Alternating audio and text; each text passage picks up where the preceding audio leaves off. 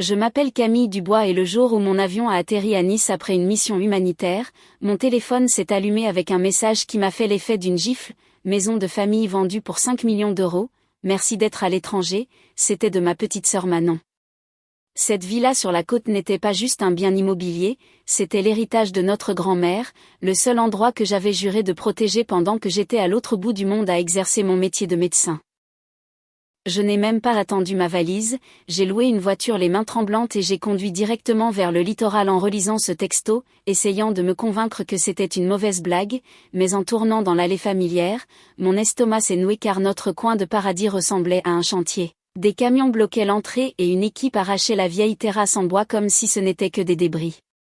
J'ai claqué la portière et j'ai foncé vers eux en hurlant, « Eh ! Qu'est-ce que vous faites à ma maison ?» Un homme avec un casque de chantier m'a à peine regardé en continuant de donner des ordres, pour eux je n'étais qu'une passante hystérique, mais une femme en tailleur impeccable s'est approchée avec un dossier et un sourire poli, ce genre de sourire qu'on affiche quand on pense avoir la loi de son côté. À cet instant, j'ai su que ce n'était pas une blague, quelque part sur une pile de documents, ma sœur avait utilisé mon nom pour m'effacer.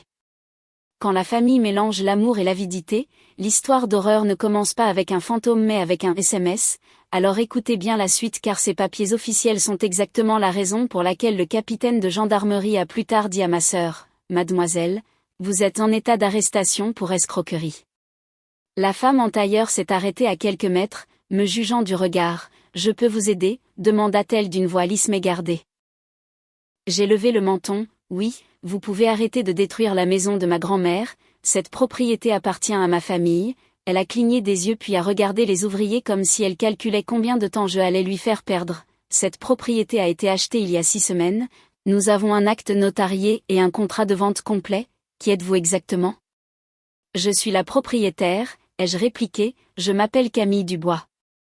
Quelque chose dans son expression a changé, elle a serré son dossier contre sa poitrine. C'est intéressant, sans plus d'explication elle m'a fait signe d'aller vers la véranda loin du bruit. Écoutez, je ne veux pas d'esclandre, mon mari et moi avons viré 5 millions d'euros pour cet endroit, on nous a dit que la vente était urgente et que l'autre héritière avait déjà tout signé depuis l'étranger. Mon estomac s'est retourné, quelle autre héritière, votre sœur, dit-elle prudemment, elle a dit que vous aviez donné procuration car vous étiez trop occupé par vos missions humanitaires pour gérer la paperasse. Ma gorge s'est asséchée, c'était une chose de recevoir ce texto, c'en était une autre d'entendre une étrangère réciter ma vie comme un argumentaire de vente que Manon avait répété. La femme a ouvert son dossier en cuir juste assez pour que je voie la première page, mon nom complet me fixait en gras, Camille Elisabeth Dubois au-dessus de la ligne vendeur, et en dessous à l'encre bleue, une signature confiante qui imitait la mienne, sauf que je ne l'avais jamais signée. Je sentais mon pouls battre dans mes oreilles, si ma fausse signature était sur un acte authentique, cela signifiait que le cadastre, les banques, les notaires, tout le monde croyait que j'avais volontairement vendu l'héritage de ma grand-mère, et si c'était vrai alors le petit texto de ma sœur n'était pas juste une trahison, c'était un crime. J'ai regardé la femme et me suis forcé à parler calmement, si c'est vraiment ma signature alors quelqu'un a de très gros ennuis, et je pense que vous et moi allons découvrir exactement qui. J'ai quitté la villa avant de faire une bêtise devant les ouvriers, mes mains tremblaient encore en conduisant vers l'étude notariale locale car l'image de ce dossier me brûlait le cerveau.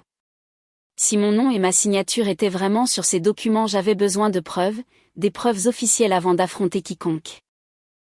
À l'accueil de l'étude, sous les néons bourdonnants, une clerc a tapé mes informations dans son ordinateur. « Vous cherchez l'acte de transfert de propriété Dubois ?» a-t-elle confirmé. J'ai hoché la tête. Tout ce qui concerne sa vente cette année et j'ai besoin de copies.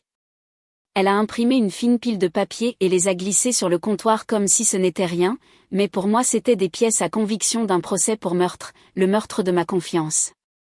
Je me suis mise à l'écart et j'ai feuilleté les pages, c'était là, compromis de vente, vendeur Camille Elisabeth Dubois, acquéreur SCI Les Horizons.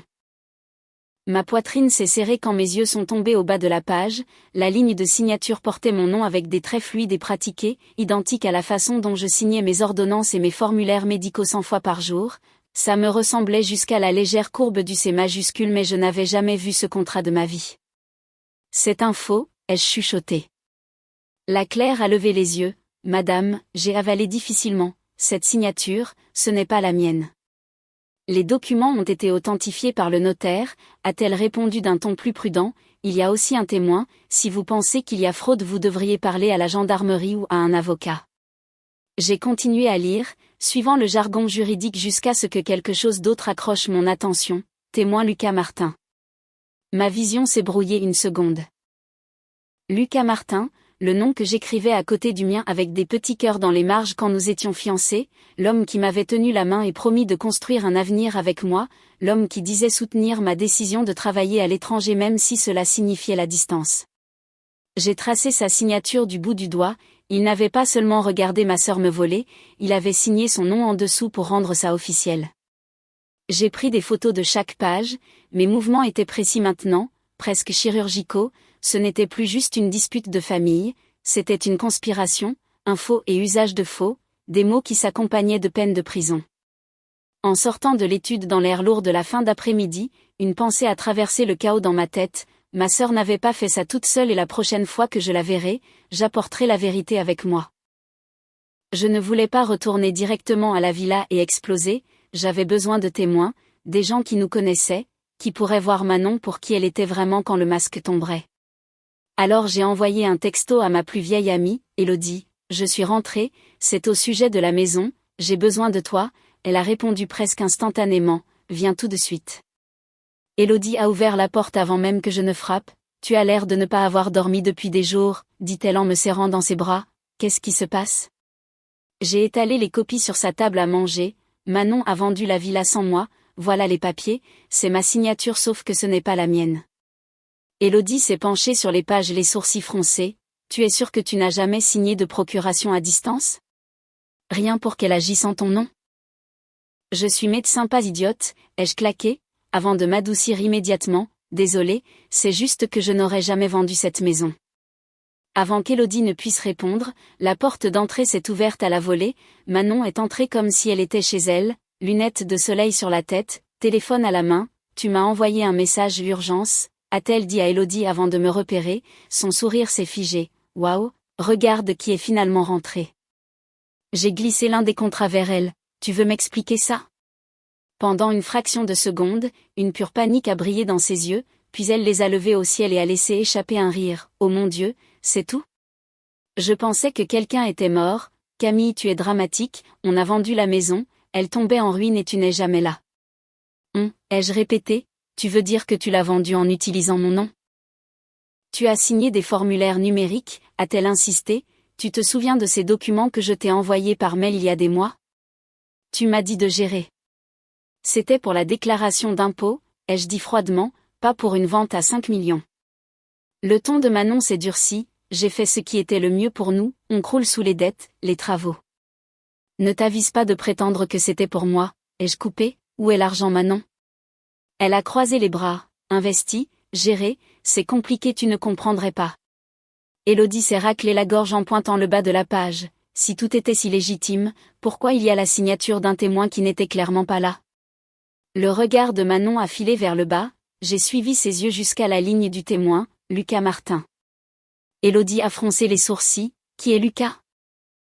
Ma gorge s'est serrée, la pièce semblait plus petite, c'est mon ex, ai-je dit, chaque mot lent et tranchant, l'homme qui a promis un jour de m'épouser et apparemment l'homme qui a regardé ma sœur signer mon nom sur un contrat que je n'ai jamais vu.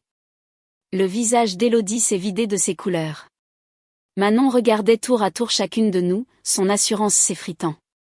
J'ai rassemblé les papiers dans le dossier, ma décision se solidifiant à chaque respiration, tu n'as pas juste dépassé les bornes Manon, tu as enfreint la loi, et si tu penses que je vais laisser passer ça parce qu'on partage le même ADN, tu n'as aucune idée de qui tu viens d'attaquer. 2 jours plus tard, nous nous sommes retrouvés à la villa, c'était l'idée de Manon, parlons là où tout a commencé, avait-elle texté comme s'il s'agissait d'un désaccord sentimental entre sœurs au lieu d'un crime grave. J'ai amené Elodie avec moi et j'avais déjà envoyé des copies des documents à un avocat et à la gendarmerie au cas où. L'équipe de construction avait suspendu les travaux en attendant la clarification de la propriété, ce qui était une façon polie de dire que les nouveaux acheteurs ne voulaient pas être mêlés à une enquête pour fraude. La maison semblait blessée, réparations inachevées, poutres apparentes, bâches en plastique claquant dans la brise salée, on aurait dit que le fantôme de ma grand-mère aurait pu surgir à tout moment pour demander ce qu'on avait fait. Manon attendait dans le salon éventrée, bras croisés, tapant du pied, elle avait l'air plus fatiguée que je ne l'avais jamais vue, pas de maquillage, des cernes, une fragilité brute qui ne correspondait pas à sa perfection habituelle. Finalement elle a dit, on peut être adulte à ce sujet ? Les adultes ne falsifient pas des signatures, ai-je répondu, les adultes ne volent pas une maison. Elle a levé les yeux au ciel mais n'a pas tout à fait croisé mon regard. Tu exagères tout, j'avais tout sous contrôle jusqu'à ce que tu décides d'en faire une affaire d'État. Tu as commis un crime, a murmuré Élodie. J'ai posé le dossier sur le comptoir entre nous, voici ce que je sais. Tu as vendu la villa pour 5 millions, tu as utilisé mon nom et une fausse procuration, tu as embarqué Lucas comme témoin, tu as trompé les acheteurs. Alors je te le redemande, où est l'argent ? Le calme de Manon s'est fissuré, sa mâchoire s'est serrée et elle a fixé le mur inachevé derrière moi. Parti, a-t-elle chuchoté. Mon estomac s'est soulevé, comment ça partit ? Les dettes, ok, a-t-elle craqué ? Tu as une idée de ce que c'est de se noyer sous les crédits à la consommation, les mauvaises affaires, les gens qui appellent à toute heure ?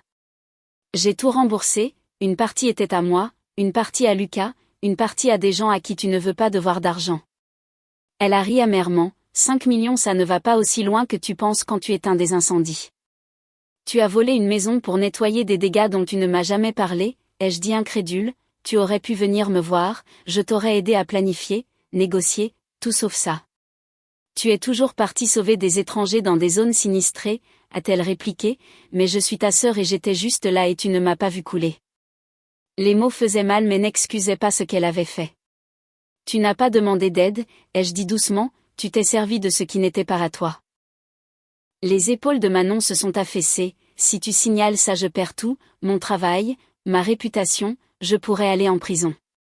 Tu aurais dû y penser avant de signer mon nom, ai-je répondu.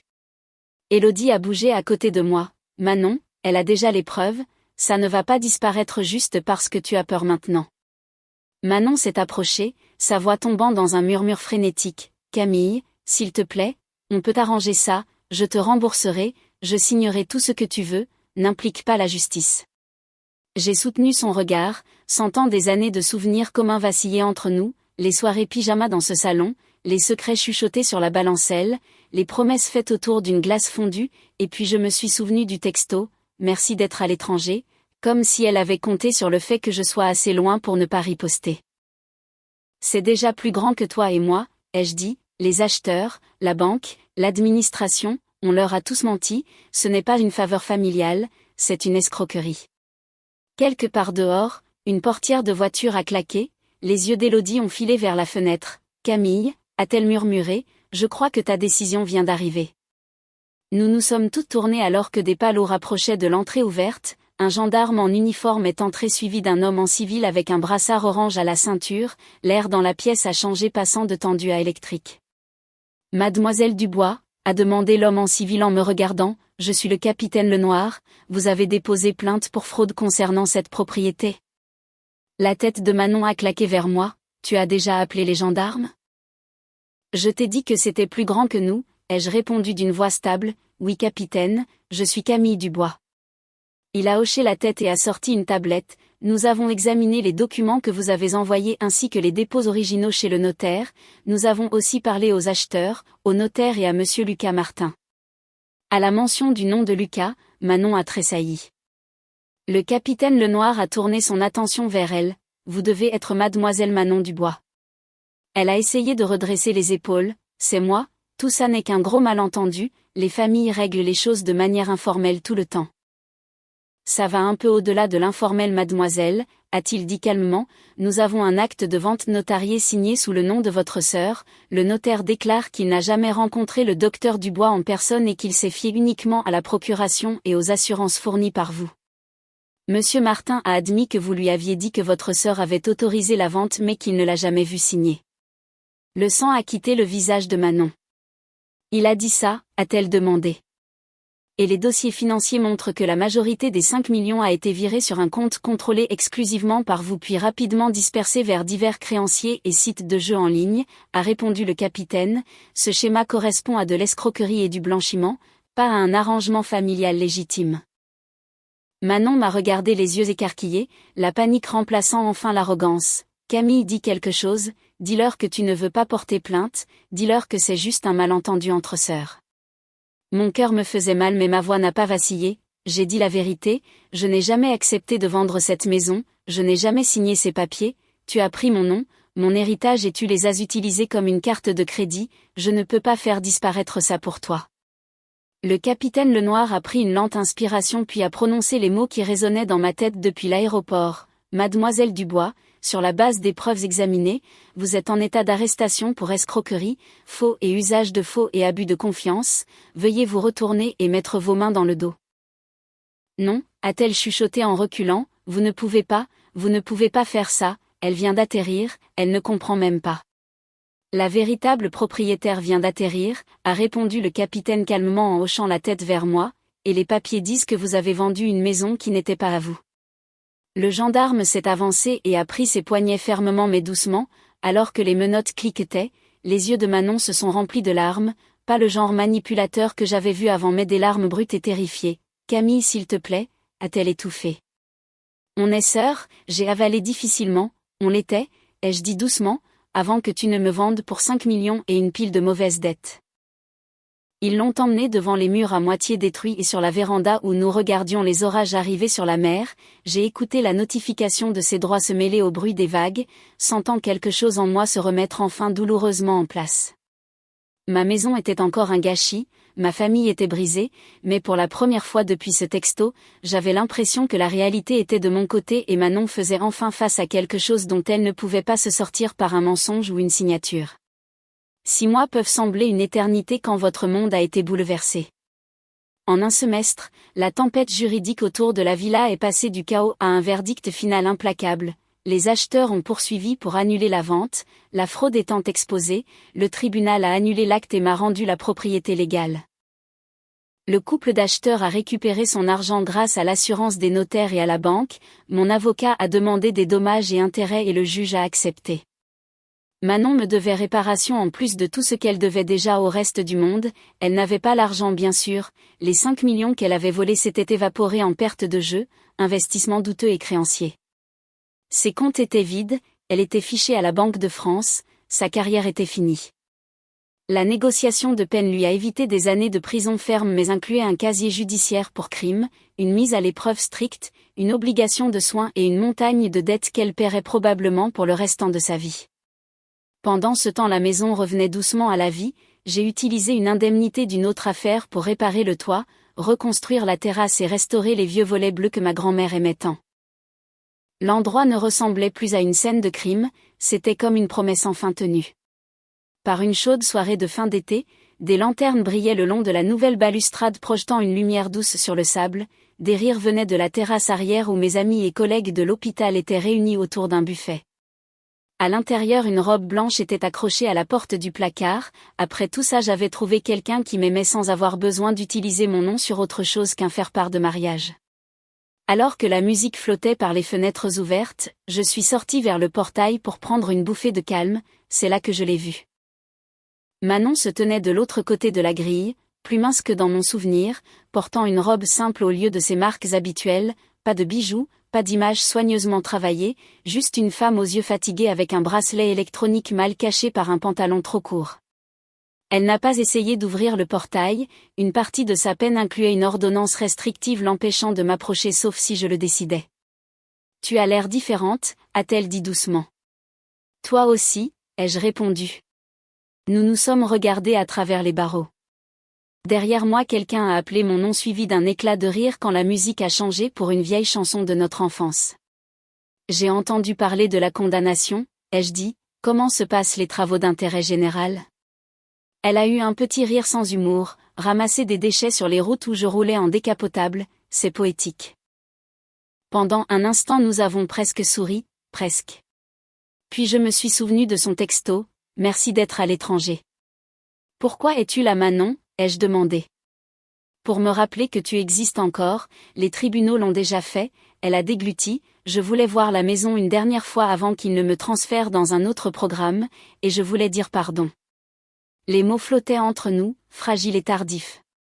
Pardon ne me rend pas les mois que j'ai passés à démêler le gâchis que tu as fait, ai-je dit calmement, ça n'efface pas le fait que quand tu as eu le choix entre demander de l'aide et forger mon nom, tu as choisi ce qui payait le plus vite. Ses yeux brillaient. Je sais, j'y pense tous les jours, je vois ta signature dans mes rêves, j'entends la voix du capitaine me dire que je suis en état d'arrestation, je rejoue ce texto et je voudrais ne jamais l'avoir envoyé. J'ai regardé au-delà d'elle vers l'eau sombre derrière les dunes. Tu n'as pas juste volé de l'argent Manon, tu as volé la confiance de notre grand-mère, tu as volé des années de paix, tu as transformé l'endroit qu'on aimait en pièce à conviction. Et maintenant, a-t-elle demandé d'une voix à peine audible, c'est quoi maintenant ? J'ai jeté un coup d'œil aux fenêtres illuminées, aux silhouettes des gens qui avaient choisi de se tenir à mes côtés et pas sur mon dos. Maintenant c'est à moi, ai-je dit simplement, légalement, émotionnellement, complètement, tu t'en es assuré quand tu as essayé de m'effacer. Elle a hoché la tête lentement, acceptant un verdict qui n'avait rien à voir avec le tribunal, est-ce que tu me détestes ? La question était petite, presque enfantine. J'y ai réfléchi plus longtemps qu'elle ne l'aurait voulu, non, ai-je répondu finalement, te haïr voudrait dire que tu occupes encore mes pensées gratuitement, j'ai fini de te laisser posséder quoi que ce soit qui m'appartient. Ses épaules ont tremblé, elle a essuyé ses yeux, est-ce que je pourrais revenir un jour ? J'ai regardé le portail entre nous, la maison derrière moi, les fantômes de ce que nous étions, ça dépend de qui tu décideras d'être quand tout ça sera fini, ai-je dit, pour l'instant la réponse est non. Une larme a roulé sur sa joue, elle n'a pas discuté, n'a pas supplié, elle a juste hoché la tête prenant le refus comme une autre partie de sa peine. Alors qu'elle se tournait pour partir, les lumières de la terrasse ont brillé plus fort derrière moi, répandant de la chaleur sur le sable à l'intérieur de la clôture mais sans l'atteindre elle. J'ai regardé l'ombre de ma sœur s'étirer et s'affiner alors qu'elle s'éloignait de la maison qu'elle avait essayé de vendre sous mes pieds, les mains vides, l'avenir incertain.